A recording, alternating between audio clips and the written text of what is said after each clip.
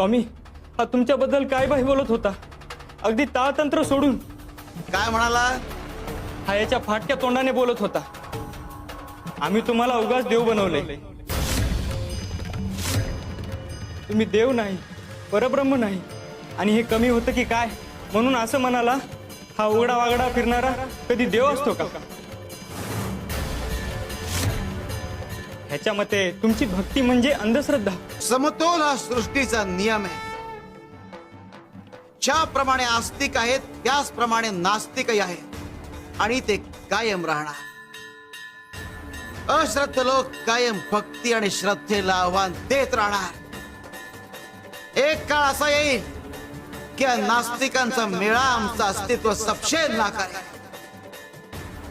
आमचं दैवत्व नाकारेल. आज जी गोष्ट बलदेव बोलतोय उद्या तीच गोष्ट चार चौघात बोलली जाईल.